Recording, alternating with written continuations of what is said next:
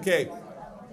Welcome. As Ramin said, I'm an interviewer on KUCI Radio. In the last 2 years, I've had the pleasure to interview Coach David Kniffin twice, and I found him to be articulate, insightful, and at times inspiring. So no pressure, Coach, on that one. His volleyball story is quite remarkable. He started when he was a little boy. His parents played on a summer company volleyball team, so he was checking it all out, and he then signed up for summer volleyball at Chico State University nearby his home, and there would be 230 girls and one boy, and that was David.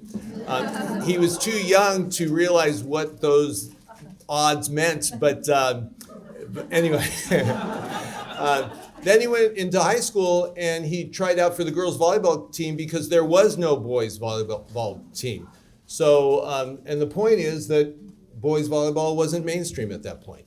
So he went to college, his first college, the volleyball program was canceled after 1 year. So in 2001, he found himself, he transferred to UCI. He was a philosophy major. And in 2002 and 2003, he was the starting setter for the Anteaters. And it was during that time that volleyball received its first #1 ranking, which was a very cool accomplishment. He then, after graduating, went to Spain for a couple years to play professional volleyball, and then came back, was an assistant coach at UCI from 2007 to 2011, 2007 and 2009 national championships. Is that okay? National championships for the school. And then in 2012, he became the men's head coach for volleyball here. 2013, won another, first time as coach to win the national championship. And so we're about due for another one, Coach, so no pressure on that one either. I'll let you address that one. Anyway, what I found about the coach is that he's much more than just a ball and the lines on the court. He brings passion, dedication, and I'll just turn it over to him to now talk to you guys. It's just a pleasure to introduce Coach David Kniffin.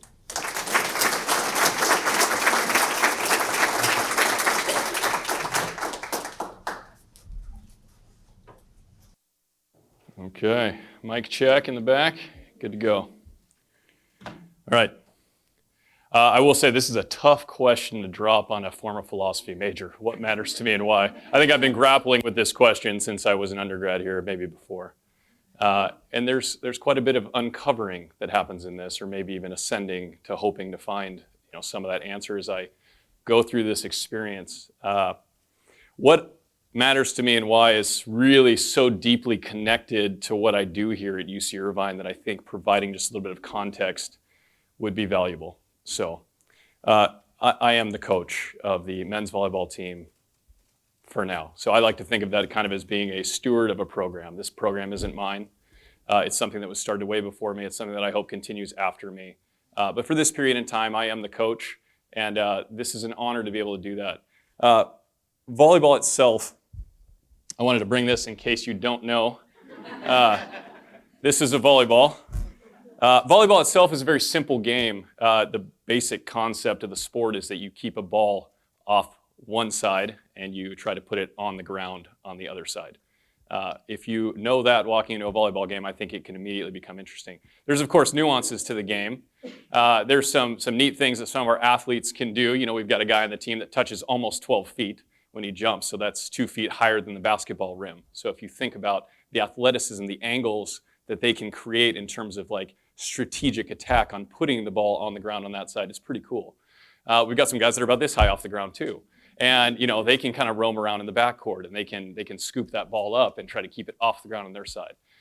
We've got some guys that jump up and cast shadows on the court to try to create angles that are favorable for defenders and all these things. And if you're ever interested in actual chalk talk, we can do that at a volleyball match, or if you want to grab me off to the side, we can talk about the nuances of the game.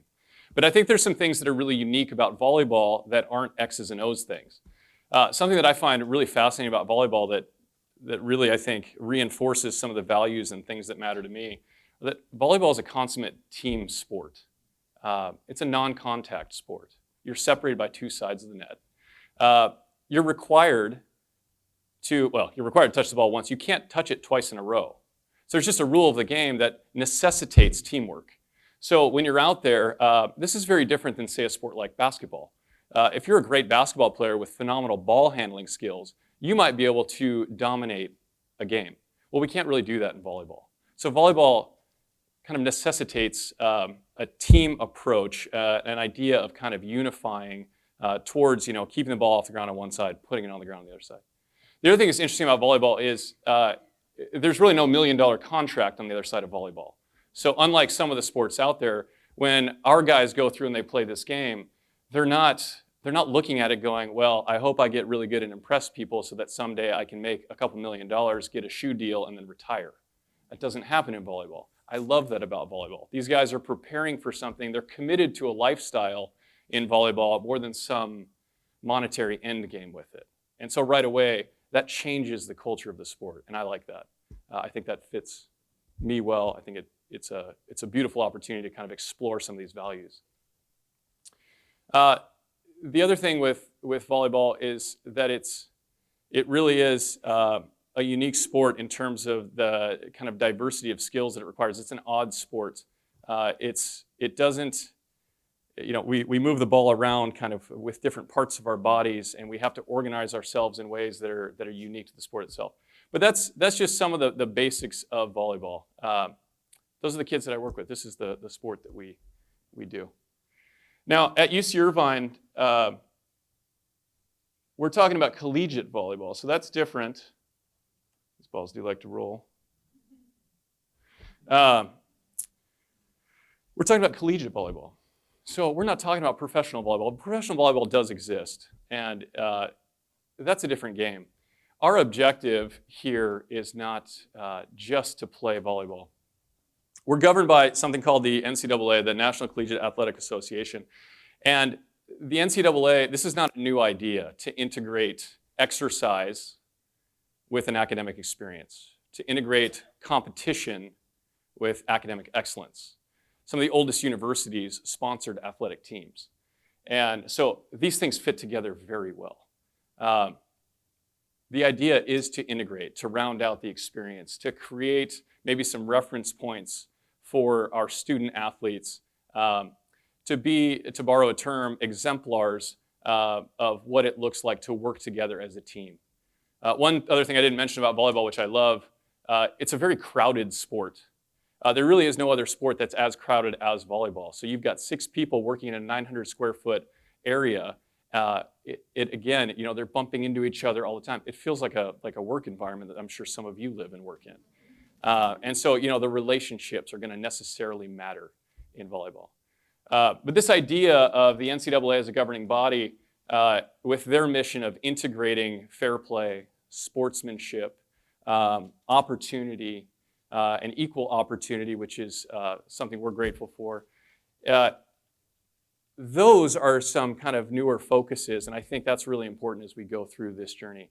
The NCAA also has rules, so I'm not sure what the perspective is on the room. I know there's a few people from athletics here, and maybe a few other people that played college sports, but for the vast majority, I think of the students that go through, I think it's 1 in 50,000 play an NCAA Division I sport. So the majority of you in this room didn't play, and there is a misconception, I think, sometimes of what a student athlete is. Our students are not on full scholarships. The NCAA limits the amount of scholarships that are on a team. And so again, when I talk about lifestyle decisions or a commitment to the process, the student athletes on a men's volleyball team, specifically here at UC Irvine, are invested in their experience. So as you see a student athlete walking around campus, I think it's important that we're not walking around going, oh, that kid just gets a bunch of stuff. That's not actually true. What they get is they get to take on 20 extra hours a week of exercise in the weight room. They're working together training. They are still paying for all their own meals.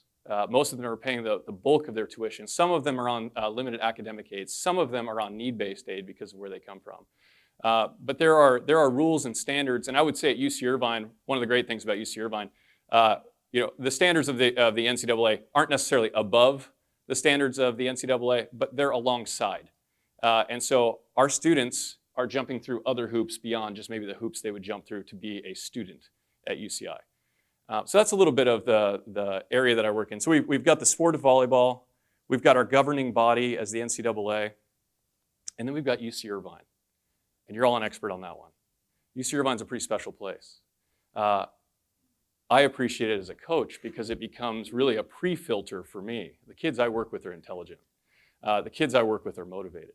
And these are very important qualities when you're trying to put together a team. These are important qualities when you're trying to put together anything great. So some of the things that I think are unique about Irvine that I would mention, I think to be at Irvine, you really need to demonstrate some expression of excellence. Because this is what matters to me and why, and just to dive into a little bit of the personal, one of my favorite things to do here at Irvine in the summertime is go out to New Swan in the summer. And if you haven't had that experience, I highly recommend it. But to watch what Professor Lupton is kind of coordinating through her experience here on a weekend, and then Eli Simon and directing that, it's to watch the expression of art and to see it done in an excellent manner is really exciting. So that's an expression of excellence. We've got people in this room that are excellent in research. And I think that's really important. If you're going to be a part of UC Irvine in an academic environment, you better be excellent at something. So we've got excellent researchers here. We've got student athletes and students in general that are presenting all around the world. They are excellent. And then we've got some volleyball players in there too. And I will say that they come from all different categories, all different walks. I think this is important as well. We have a very diverse team. Athletics in general tends to be a very diverse crowd because you're pulling from all different socioeconomic backgrounds, you're getting different faith backgrounds, you're getting people from all over the world. We've had student athletes on our men's volleyball team alone from Israel, Chile, France, Australia, the Midwest. So,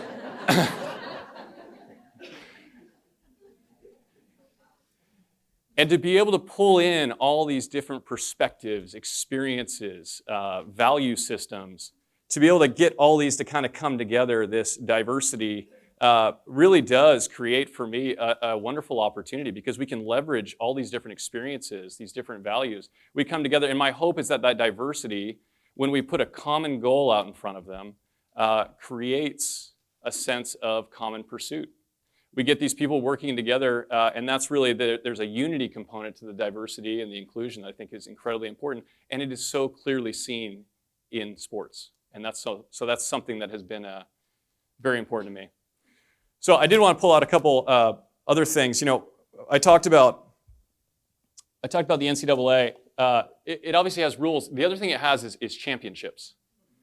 I think this is really neat that we get to do this. I did bring a smaller version of a trophy. It's actually a semifinalist trophy, but it still serves the purpose. So the NCAA, beyond its rules and its mission, does provide us the opportunity to compete. And there's something in there that's interesting for me. Competition matters to me. The pursuit matters to me. So that's exciting. We talked about Irvine a little bit, and something I love about Irvine that I wanted to bring in. I borrowed this from my daughter. It's an interesting mascot, isn't it? It's unconventional, to be sure. And I love that about Irvine. It's a little different. These props will play in a minute, but I wanted to get these out on the table. So there you go. So those are a couple things that we've got going.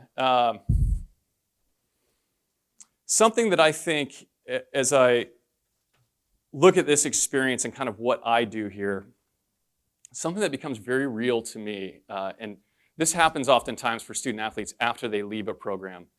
The realization that this experience is very finite. It ends. The collegiate experience ends. The 4 years of the undergraduate experience ends at some point. Sports, in some respect, maybe in volleyball, becomes kind of a zero-sum game because there's not a huge contract on the other side.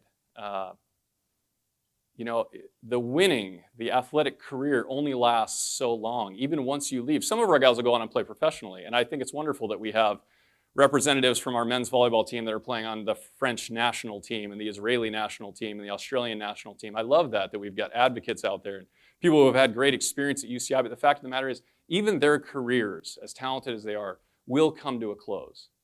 And then so what are they left with? And just to kind of, fast forward even farther, I think about, okay, my coaching career will come to a close at some point. my life will come to a close at some point. And now we're starting to hit on this question of what matters to me and why.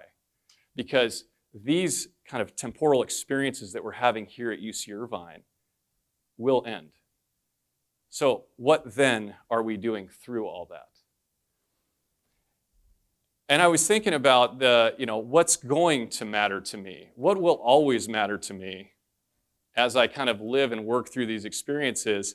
And I think that's another prop. This is not a great prop, but I like this. It's there we go. There's got to be some values out there for me. And just today, I'll very simply call it gratitude and love. I think those two things need to be really present for me. So as I look at our experience and I kind of look at these things that matter to me, winning matters to me. I like to win. I like to compete. This is great. I love that I get to chase these. And I love that I have an opportunity to do it. I am super grateful for an opportunity to pursue this. I love this game. This is so fun for me. It is simple. We used to do this with balloons as kids. We would hit the balloon up in the air and try to keep it off the ground, and somehow this evolved into this for me. And now I get to research and kind of figure out better ways to do this. That's important to me. I enjoy that research. It's a fun pursuit, just to be even better at volleyball. And then I do love that I get to do these things. I do love that I get to do these things at Irvine. Irvine gave me an opportunity when really no one else did. And that's special too. Now, everyone will have their own unique story on that. But the fact that, after going to one place and chasing volleyball to Southern California so that I could play, having a program get dropped, transferring to a junior college, getting through junior college, looking around and saying, somebody please take a chance on me. And Irvine did that. So I'm incredibly grateful for the opportunity to have gone through this and to continue at Irvine as a coach. But here's the challenge that we run into with the what matters to me. All these things matter, but when I think about what's going to always matter to me, these values need to shine brighter than all of the other things that we're talking about. If when this goes away, if this was all that mattered to me was being an anteater, this would be a problem. On some level, I'm always an anteater, I know. But this experience of me working for UC Irvine will someday pass. So my values and what matters to me can't only be this. It can't end here. This volleyball coaching experience and even my enjoyment of volleyball, now I still see Professor Duncan out there playing on the sand courts over in University Hills. And so I know that volleyball can be played, and even beyond my coaching days. But at some point, my coaching will be done. So it can't just be volleyball that matters to me. There's got to be something that's beyond that for me. And then when I look at the championship pursuit and I think about the things that are involved in actually winning, at some point, this goes away too, potentially. My goal, my hope, is to be able to align these things. And I'm incredibly grateful because at UC Irvine, currently, we can. So if this is me, and I've got a target, and one thing that's incredibly important to me, the thing I want to be focused on the most is making sure that I'm living in a space of gratitude. What that looks like for me is remembering that this all started with a gift.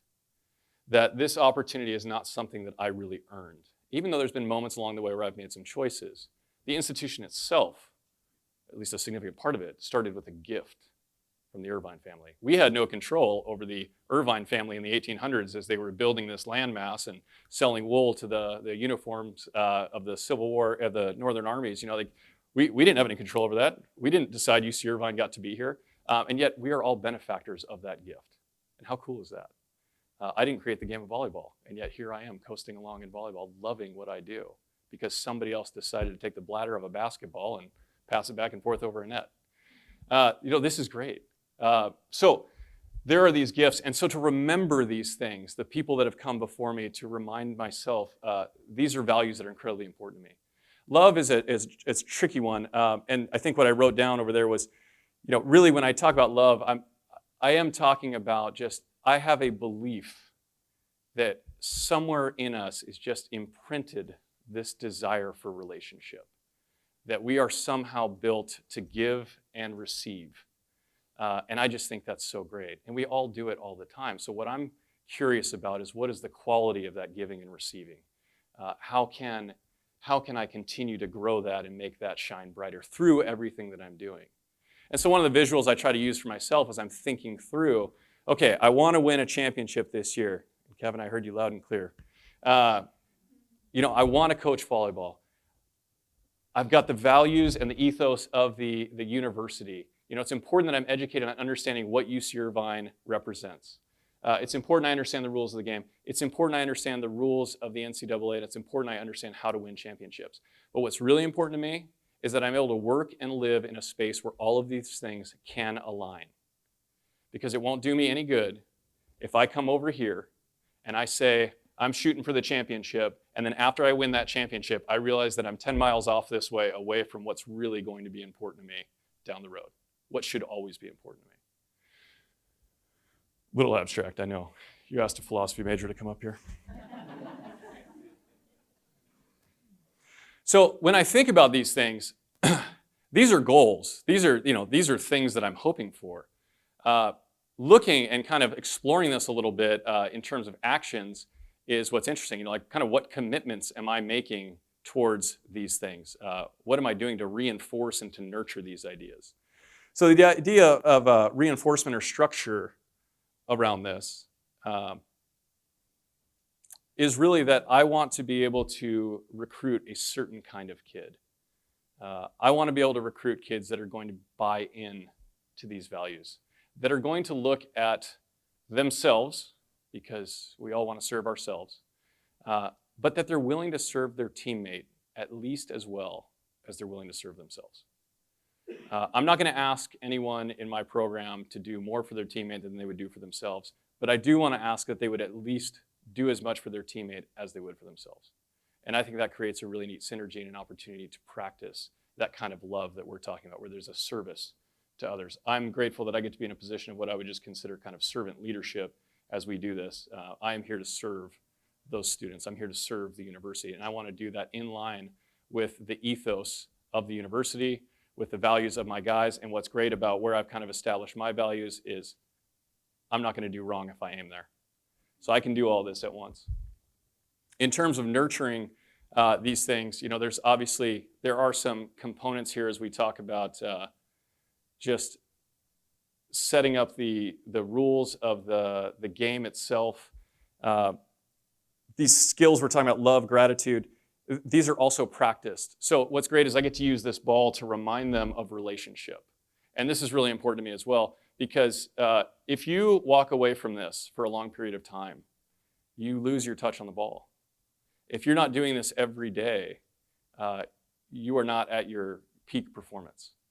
So I would tell them that the same is true over here. If we're talking about things like being a great teammate or communicating gratitude, demonstrating love, if we're not actively practicing those things every day, then we're also missing. We're not nurturing kind of that garden.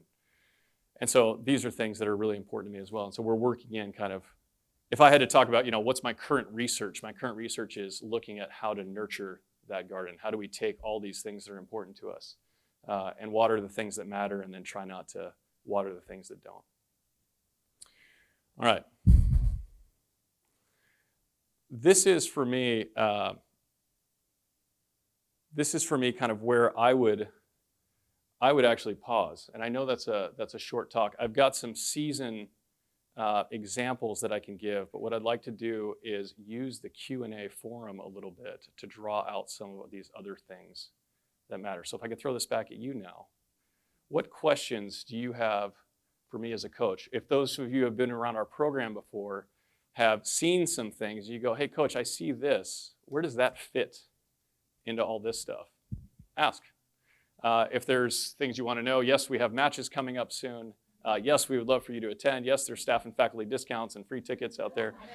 Those things exist. But to keep it with what matters to me and why, I am curious as you hear this, what matters to you in there, and how can I continue to add color to this? So with that.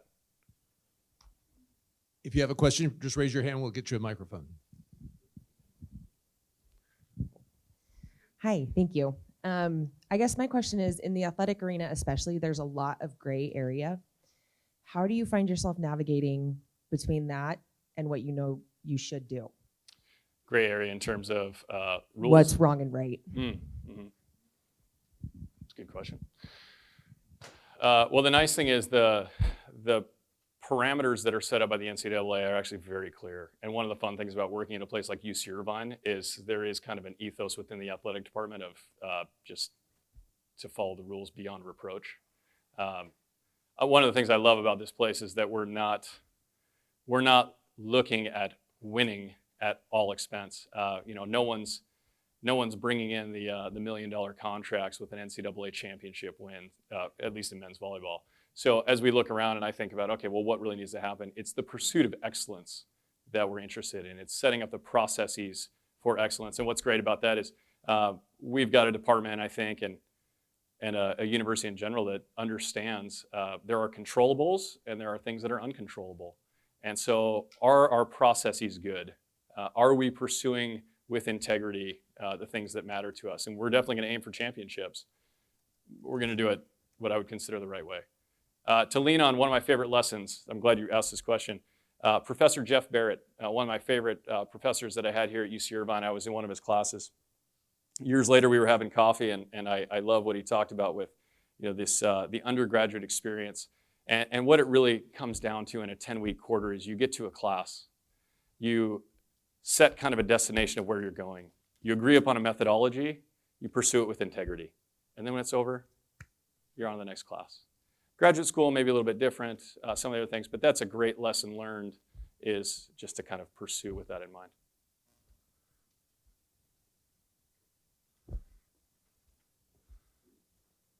It's been a pleasure. I'm Bill Clabby in the Office of Global Engagement. It was really a pleasure working with you on your trip to Asia. And so I came today just because I saw your values in working with you for that. But my question is, how do you find and recruit the students who have those values, gratitude, love, selflessness, caring about the teammate as much as themselves, and how do you continue to foster that on a daily basis as coach? Great question. Like with most of us, our most valuable resource is time. And relationships require certain things. Relationships require time, and they require being present. So I think with recruiting, my hope is that I'm spending adequate time with somebody to really understand kind of who they are and what they're about, to make sure that their values, they don't need to be the same as mine. They just can't run counter to it. To make sure that we're aligned, that they're looking at this Irvine experience and saying, yes, I align with that. That they're looking at the volleyball and saying, yes, I want to pursue volleyball and become the best I can be. And that they're looking at, the NCAA and saying, yes, there's rules and I want to follow those rules. And yes, I want to compete for championships. And they're looking at my values and saying, you know what, coach, I'm on board with you. So one of my favorite recruiting stories was one of the guys who's currently on the team. And we had him over to the house for dinner. And he's sitting there, and at the time, our oldest is pretty young, and he sits down at the table, and she's kind of looking across the table, and he takes, this 7-foot wingspan that he's got, and he just kind of reaches across the table. He sits down next to her, right? Nobody told him where to sit at the table. He sits down next to her and reaches across the table and, gives her the salt that she wanted from across, and hey, can I help you with that? Oh, do you need a napkin? And so watching these guys and how they interact with my family, watching these guys, how they interact with each other. One of my favorite things to do, and we just did this at a tournament this last weekend, is watching how they treat their parents when they're not even playing the game. I spend more time watching kids now off the court than I do on the court. Because if I'm going to go to work with this person every day for 4 years, I want to know how they're treating their parents. My wife asks a great question when she has the opportunity to meet a recruit, and she'll just simply ask, do you have siblings? Do you get along? And they don't have to. It's not a prerequisite. But it's always interesting to kind of hear the answers and why. And then in terms of fostering and kind of making sure that these relationships grow, what we do is I schedule walks with my guys. And so, you'll see me sometimes walking around Ring Road, and I love that. It's an opportunity to be away from the court. Most of the time we talk about volleyball, but I suppose we could talk about anything, and it does happen. When we're walking around Ring Road, I love it because, one, it's a circle, so it's a closed loop. It takes about 20 minutes, so they know exactly how much time they're going to spend with me, so there's no curiosity of like, wonder how long I'm with Coach for, And it's always fascinating, the first walk with a freshman. It's kind of like, I don't know what to talk about. It's awkward, with Coach. It's a little bit like driving with your parents, though. And what I love about that is think about just the physical nature of what's happening, right? If I sit down with you in my office and we're across, and I'm in my power chair and I'm looking at you, and this is a different conversation than if you and I are walking side by side around Ring Road and talking. And so to have that experience and saying, okay, hey, look, I'm with you, I'm for you, we're walking. Whatever problems exist are out there. They're not at a table between us. And I would like to approach those problems with you. And that is kind of, for me, and maybe they're not thinking about it that deeply, but that is how I think about it. To be able to have a space where we can, have these guys over. The foreigners in particular were avid coffee drinkers, and so they would come over and they would have coffee from time to time. And it was always fun. Those are some of my favorite moments, is just sitting there with the guys and just talking volleyball over coffee. So those are some of the things that we do to make sure that we're kind of nurturing relationship as we go. I will tell you that not everybody buys into that. And some people buy into it later. And some of my favorite stories are actually hearing about those that kind of came through our program and maybe didn't buy into it at the time, but then years down the road look back and say, hey, I see some value in that. There's a trust the process element in there as well, where maybe I don't see the fruits of the things that we're pouring into right now, but that I have to believe are going to be there down the road.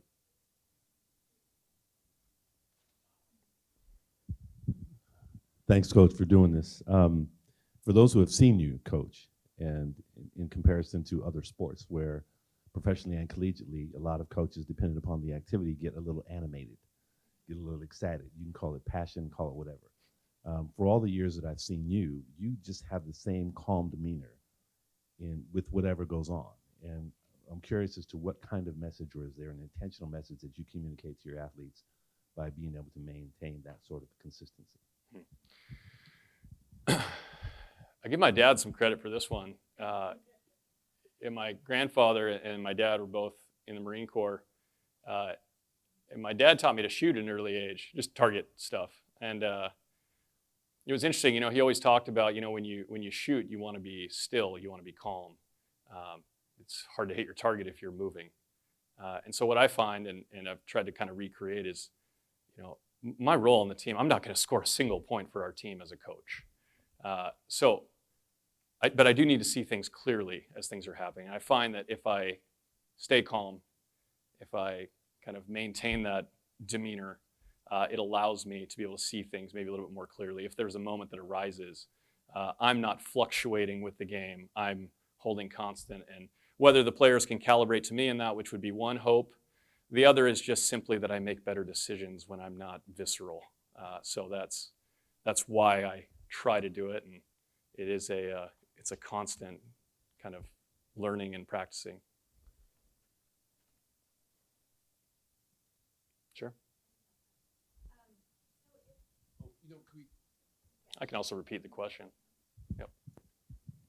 If the team suffers kind of a particularly really bad loss, what's your sort of philosophy or way of talking to the team members and yourself, and how to deal with that when it's kind of, I don't know if you have any particularly bad ones, but. Oh, yeah.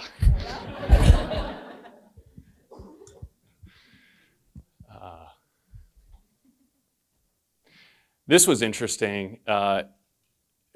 We actually had a losing season, which was uncharacteristic for Irvine. And there were some things that were outside of our control with that, but also some things within our control. And in 2016, we went 10-20. This was after winning a national championship in 2013, being third seed in the NCAA tournament, playing in a national semifinal in 2015. Even in 2014, losing twice by 2 points to the team that was the national runner-up. And so we walk into 2016 feeling like we're in a good spot, we're going to go pursue this again, we're championship relevant, and then we're 10-20. what happened to all this? You know, like, and that there's an uncovering of what really matters in there. So I would say whether it's a losing season or a single match, the thing that I've found to be the most useful is to make sure that we're doing a lot of the work on the front end. That to make sure that the things that need to be said after a loss have already been said for weeks or months beforehand, so that we can keep in perspective through our wins and our losses. To contrast with the 2016 season, and one of my guys likes to tell me that I really killed the mood in 2013, but we won the national championship in 2013. We gathered in the locker room, and the first thing I said to the team is we had them circled up around this, new shiny wooden trophy on the floor, and I just said, hey, this doesn't define us. I think it's really important to keep in perspective. They're getting ready to celebrate. And, I probably could have waited a day to say that. But that's how we navigate it, is to make sure that we're holding constant and saying every day the things that matter. If I'm out there every day saying, hey, we got to win, we got to win, we got to win, and then we lose, and that's all they're hearing, what can I say after a loss? There's really not much to say, because all I've been telling them is that winning is what matters. Winning matters.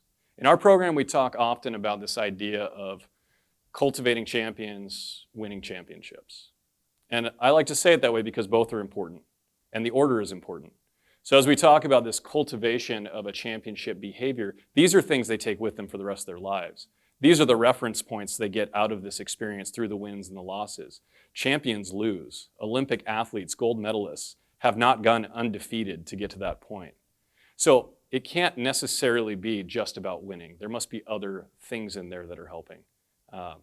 So that's some of how we kind of approach that.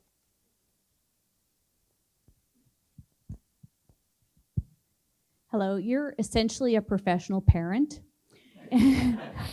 So I was wondering, what is your best pearl of wisdom that you can offer anyone raising children? That's good. It just occurred to me that my livelihood is based on the decisions of 18 to 22-year-olds. Gosh. Yeah, it's, yeah, yeah. I find so much that it's oftentimes in what I don't say that really is important with our team. Let's see if I can kind of flesh this out a little bit. It's the structure is my advice. I think structure is incredibly important in reinforcing. When I was a summer camp counselor, I was a camp counselor for 7 years, and we had a great camp director, and every summer we'd go up and we'd work with these kids, and it was 10 weeks, and outdoor summer camp, backpacking and water skiing and that kind of thing. And he used to say, the kids in the first couple days at camp of this 3-week session, they're going to test the fence, and they're going to look for weak spots. The reason the kids look for the weak spots in the fence is not because they want to escape. It's because they're smart. It's because they know if there's a soft spot on the inside of the fence for them to get out, that means there's an equally soft spot in that fence for bad things to get in, for danger to get in. And so this concept of creating some parameters to say, you're safe, I think is really important. And that's something that I think just, I lean on my wife heavily for structure in a parenting environment. I actually lean on certain guys on my team and our assistant coaching staff for structure, because that's not something that comes natural to me. But I would see that as kind of the primary parenting advice I could give. Have a sound, safe structure where your kids know that you are with them, you are for them, and you love them, because it works with our student athletes. It seems to work with our own kids. And whatever other components come into play there, I think that's a really nice foundational piece.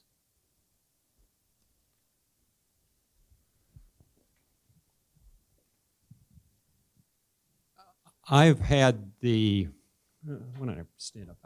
privilege of getting to recruit with you sometimes, because I recruit honor students and you recruit athletes. And interestingly, sometimes there's an intersection of those two sets, and that's, I think, often not true for athletic programs. Coaches sometimes just want the athlete, and they don't care so much about the academic part. The other thing I think is really interesting, though, is I've watched you coach and I've watched you run practices, and I see you facing a challenge that I often feel I face as an academic, which is how to get someone else to learn a lesson that I want them to learn. And you know, the problem as an academic is it's too easy to tell people what you want them to learn, and that doesn't work very well. The thing you, as an academic, you really have to work at is finding a way to put a student in a situation where they will learn. And that's what I see you do with your athletes so well. And I just wonder if you could talk to that, because I've seen you not just tell athletes this is what you need to do, but actually try to create drills and create structure where what they need to do is just going to be what happens, and then it becomes natural. Mm-hmm. There's a structural component to that, which is simply like the acquisition of a skill. And I think back to our youngest daughter when she was learning to walk. She had no idea that walking was the hardest thing she had done to that point. She was just kind of going along, clipping along and doing it. I think about, when we perform in a pressure situation, there's kind of a next level of learning that we want to occur. When we get into a high pressure match, I want them to be able to execute their skills in a manner that is so routine and fundamental that they're not even really thinking about it. We don't really have bandwidth to expend in a championship moment if we're thinking about, okay, do I put my right hand over my left when I do this? So what we talk about is a simple analogy of like turning a door handle and walking through. And so one of the things we try to create in our environment is that here's the drill. The only way for you to get through this drill is to execute it in the manner that we need it to be executed. So basically, kind of like setting up a door and saying, here's the door, here's how you turn the handle. You'll know that you've succeeded when you walk through the door. But until you turn the handle the way we want it to be turned, that door won't open. So you can push on it and you can kind of wiggle it, but until you actually turn it, it doesn't open. And it's the same with some of these skills that we're trying to reinforce. Here's the drill. Here's the only way out of the drill. It can be exhausting. The other part of that is just simply making sure that they understand that we're with them and we're for them in this, and that we are doing this for their benefit. And that's something that, I'm not perfect with that either. I mean, there's a lot of things I want done. I want them to do this. I want. So to be able to back that up and say, look, I want this, and by the way, you should want this too, and here's why you should want this. Let's make sure we have a good foundational understanding of this. Now, are we on the same page? Are we on the same team? Yes, boom, then we go. So there's kind of two parts to that. Good. Yeah. But there's also, you've been speaking about a lot to the sort of physical parts, but there's also the cognitive parts, the making decisions in a split second. And, it's the same kind of problem. Students often say, well, I knew it, but when the test came, I couldn't remember it. And so, I see you also just by putting people in situations and drilling them so that they're making the right decisions, right, without having to stop and think about them. Yeah, the comment is just in terms of the tests and demonstrating the knowledge and that side of it. And one of the things that we do is we test them over and over, and it just becomes a series of tests.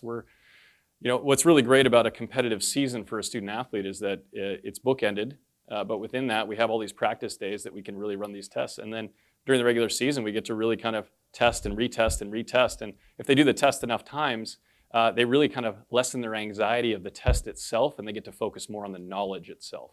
If we only tested them once a year on volleyball, I think there would be so much of a panic over the environment of the game itself that they wouldn't actually ever be able to demonstrate the knowledge that is inside them.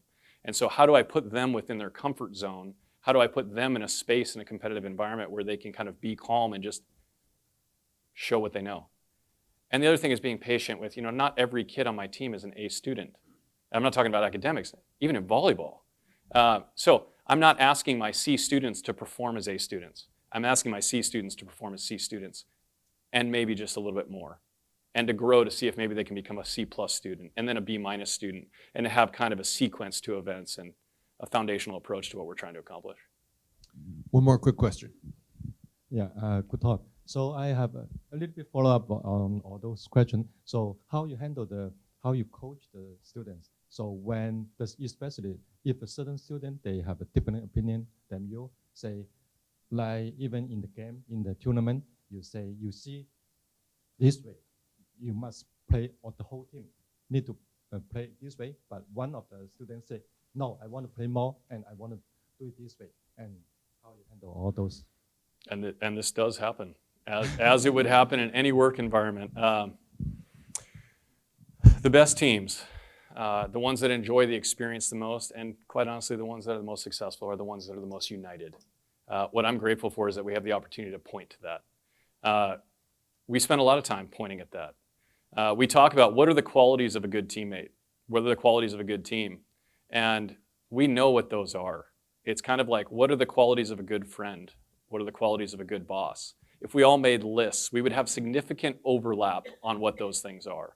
And so establishing those things early and being able to call something in our garden a flower that's a flower and something that's a weed is really important that we identify those things early. So that when we get into those situations, hopefully it's just a quick, okay, right or wrong, if this is a good thing or a bad thing, whatever it is you're thinking of, we know that unified is better than not unified. And that is usually how those discussions end. We talk about ways to make a decision. There are a few ways to make a decision in an organization. One of them is just to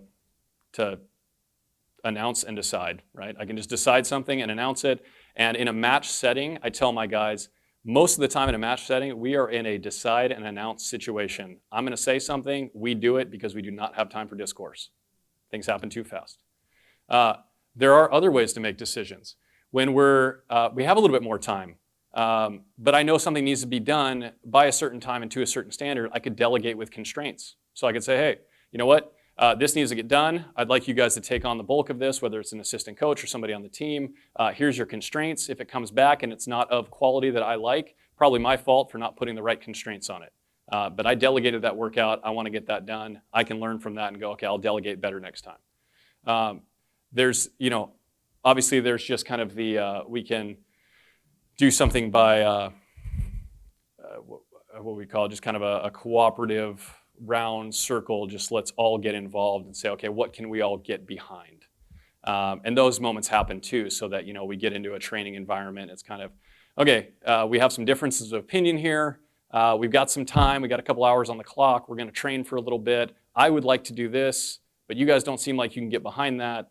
So what is something that we could all get behind? It's not our first choice. It's like going out to eat with your kids, right? It's, well, I want this and I want that. It's like, okay, well, we're not going to make everybody totally happy, but what could we all be okay with? And then wherever we end up to eat, we're all going, yeah, it was my first pick, but you know what? Grateful that we get a meal and here we go. So the same thing happens in a training environment. So the way we handle that in a match setting, most of the time, is it's just, hey guys, you already knew. When things move fast, it's my call. That's just how it's got to be because we're constrained by time. All right, ladies and gentlemen, if you want to see the coach in action, Thursday and Friday night, Bren Center, volleyball team will be playing. Please give a big warm. Thanks, guys.